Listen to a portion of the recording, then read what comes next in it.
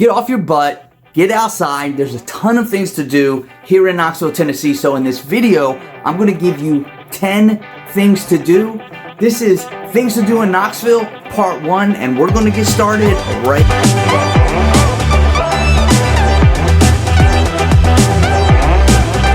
Hello everybody, welcome back to All Things Knoxville with me, Ben Barredo, your local real estate pro and relocation expert for East Tennessee.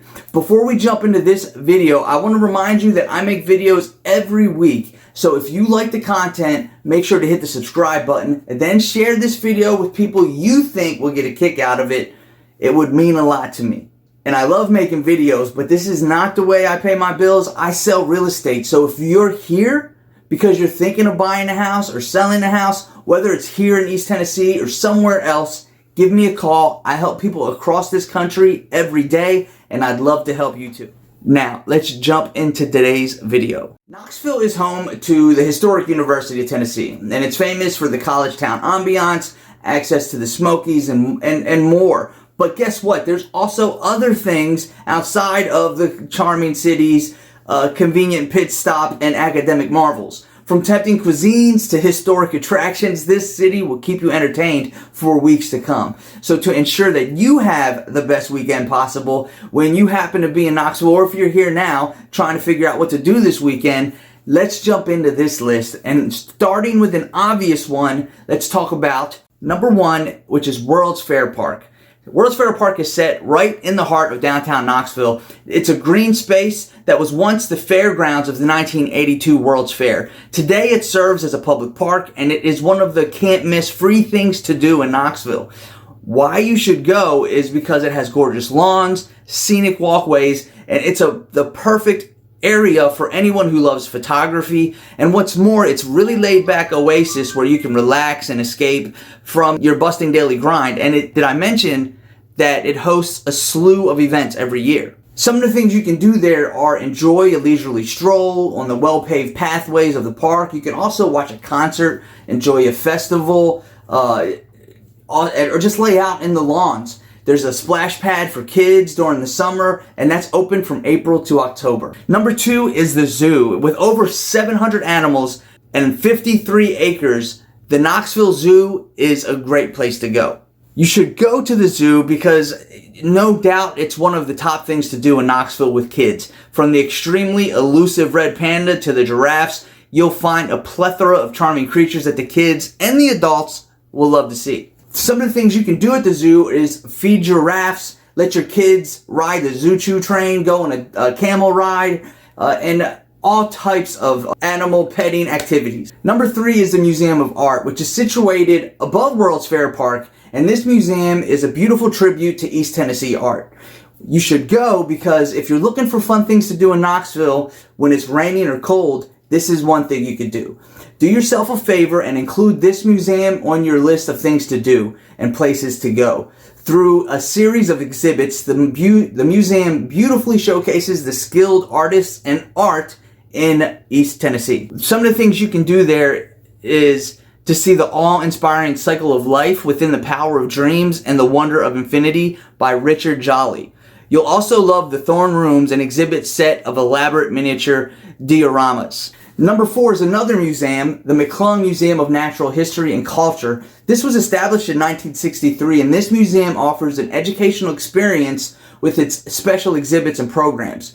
You should go because it shows fossils of dinosaurs all the way to Civil War artifacts. The museum boasts a collection of exhibits detailing Tennessee's history. Even better, it has a variety of educational programs and events related to archaeology and history. Some of the things you can do is to be mesmerized by Moni, a 24-foot long, 2,400-pound bronze duck-billed dinosaur skeleton.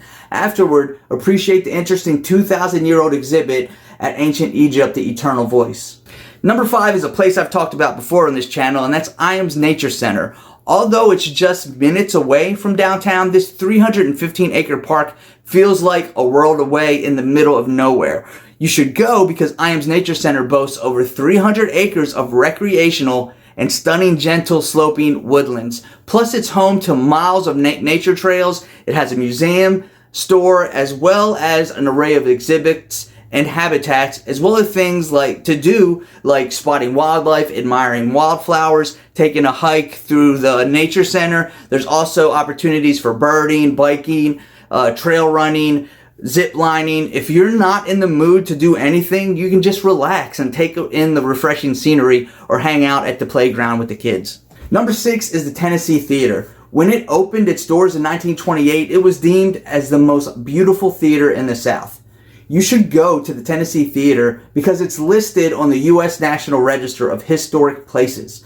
Moreover, it's declared as the official state theater of Tennessee. Of course, the theater hosts a bevy of stellar cultural performances. Some of the things you can do there are, besides admiring the elegant architecture of the historic theater, is you can head indoors and be enthralled by the Italian terrazzo floor, French chandeliers, and Spanish Moorish interior design. You may also catch a Broadway tour, a dance performance, a vintage film screening, and classical music. 7 is James White Fort. James White Fort is a historic wonder known as the original 1786 home of the founder of Knoxville. You should go to the James White Fort because it's one of the most visited historic attractions in Knoxville, Tennessee. For years, it's been luring visitors who want to see the home of James White, the man who founded Knoxville. To me, this house gives an authentic and fascinating glimpse into the city's past. While you're there, you can take a tour of White's original home and see a bunch of historically important items. Some of my favorite include the map of Knoxville's original layout and White's desk. While you're there, you'll see White's weaving house, a blacksmith shop, and an outhouse. Glad we don't have those anymore. Number 8 is the Muse in Knoxville. This is a spanning 4,000 square foot facility that is just there to engage kids in science and art.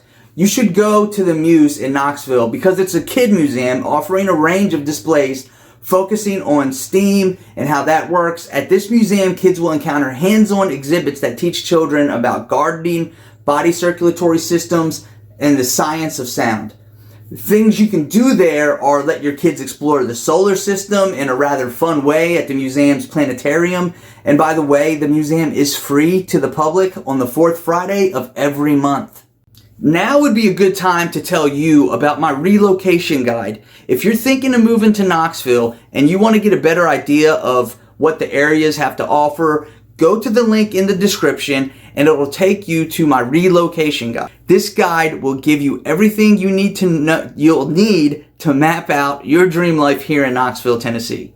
And of course, if it leaves anything out, just shoot me an email and I'm happy to fill in the blanks for you. Again, you'll find that link in the description. Number 9 is the Women's Basketball Hall of Fame. You can't miss this place. It's got a giant basketball on top of the building. It's 35,000 square feet, and this facility provides a plethora of women's basketball exhibits and memorabilia. You should go to the Women's Basketball Hall of Fame because it's the only facility dedicated solely to honoring the ladies who have contributed to the sport. Besides its outstanding memorabilia, this facility offers interactive experience to the visitor. Things you can do besides just looking at all the memorabilia from all of the Hall of Fame inductees as well is discover their background, find out about the contributions to women's basketball that they made.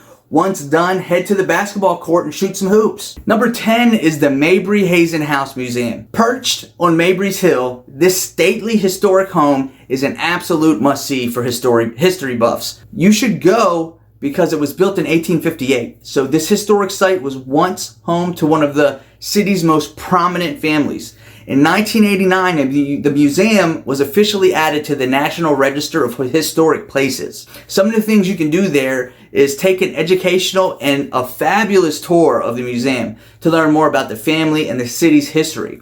You can also spend time admiring the Greek Revival and Italianate elements of the home. You can check out its impressively family and furniture collections, including the crystal and china. Well, look, that's it for today's video, but remember, there's going to be a part 2 to this next week. I hope you liked this video, and I hope you come back with the next 10 things to do in Knoxville.